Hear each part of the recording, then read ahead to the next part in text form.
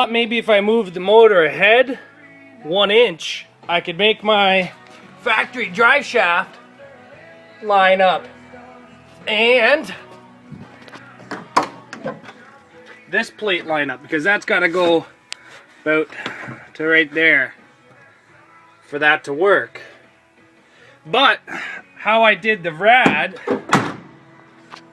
on my inner core, rad support, I can't go ahead anymore. If anything, I got to go back 1 inch, which there's room there for the back of the block, but the transmission will not let me come back 1 inch. So I'm gonna have to pull this back out and pound it again. But those motor mounts are great. The only issue with the motor mount is on this side.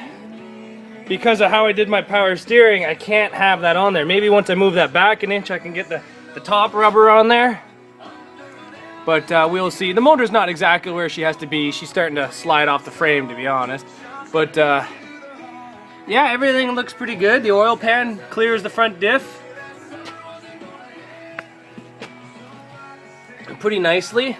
I did have to cut a little bit of that cross member out, about 1 inch. Pieces right there. That's how much I cut out. But I did it with a torch. Anybody with a mini grinder can do that. So I just got to hit that firewall back more right there. Maybe I'll get the 6-pound sludge in there and give her some swings. But I'm good for clearance on both sides. Doing the starter is just going to be easy. But yeah, the motor's got to come back another inch in the frame there. Okay, I got the motor in there where I want it. It's about 1 inch back. It's kind of leaning in, but it gives me about a 1/2 inch of clearance between the fan and the shroud, which will be great. Perfect. Tight fit, no issues, won't get my hand caught in it. Motor mount, I don't think I'm going to be able to put the top bushing back on, so I'll just use it like that. Lots of clearance there. I ended up just smashing the fuck out of that firewall. Still a little tight. When the motor comes back out for its final fitment, I'll have at her again. I'll give her a couple good more smacks, but she's really tight up in there. I might cut it out and then re-weld it. It'd be nicer if I could drop the motor down, but on this side, the bracket will not allow me to drop it down because it's into my power steering right here. Now, if I got custom power steering lines made and did a straight 90 coming up, I could lower that, and that inch would save me a lot of trouble. But that's not going to happen. Not getting custom lines built. Now on the inside, it comes up into the floor nicely, but because of how far I had to push it back, this is going to have to get reworked to fill that hole. Doesn't bother me, not a big deal. Transfer case, I'm going to have to figure out how to mount my transfer case. I might try to make a bracket off of a couple of these bolts back here to mount my switch for my transfer case. And I will need to get my drive shaft shortened by about 1.5 inches to 2 inches. I might just do 3 because it's got a slope yoke in it. But it went in pretty smoothly. Maybe you can see how much I had to pound the wall up. You can't really see too well there, but it's touching. But I could see how well my clutch is wearing out. If I ever need to do a little bit of weight maintenance, just pull that off. You can look right through those holes. Now there is no clutch or flywheel or anything in there now because I haven't got it in the mail. So I'll drill and mark those holes. Actually, that lines up pretty good down there. So I'll drill those, and so when I go to put the motor in, I can just put it right in those holes. I'm going to work on the transmission cross member right now, and I'm going to take the stock cross member and try to throw it in there and see if I can get it to line up somehow. See if I need to build something some way. Just see if I can get it to work, right? I might have to take these off the frame, move it back, drill new holes and weld it on. It's not a big task.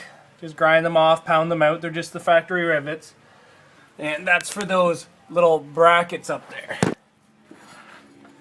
Take that bracket off. move it back to catch the new transmission mounts. Not a big deal. Alright, I'll keep you guys informed. What I was going to do for the top rubber mount there, and my girlfriend comes up and just says, why don't you cut the new mount they gave you in half? So I did, and now she'll fit. She's smart. I'm not. Everything's in there. None of the power steering lines from the Dodge thread into these holes, so I'm going to have to get new ones and crimp them myself to fit in there. I'll probably just end up stealing the ones off the Ford unit that I took. Just got to figure out which one's the return. For transmission cross members, I cut out those 3 bolts that were riveted into the frame. I just used the mini grinder, and then I put them back in a different location. It's about 6 inches back from the stock location. I just gave them a good tack weld for now. As you can see how far I moved it back. I actually moved it down as well. I'm using the factory transmission mount off of my 4-speed and the cross member off the 4-speed because the 5-speed was too wide, and this one's already got the hole and it's already designed to be in the center. And I just need to take a little bit more of the floor out right there, just with a hammer for that to go right in that hole. Just got to come over about 1 inch, and then drive shaft has to be shortened. They're pretty close though, right there. It's about 2 inches too long. So I'm going to take that out and I'm going to attempt to cut that down. Take 2 inches out of it. But other than that, everything still seems to be pretty good underneath here. I'm gotta trim that cross member a little bit more because of the motor is offset. I forgot about that. Plenty of space on this side. Not so much on the other side, so I'll trim that when the motor comes back out just to make it a little bit easier. But everything's going pretty good. No big issues. Exhaust, I don't know what I'm going to do for exhaust. I don't know if I'm going to have it come down and back, or we'll find out.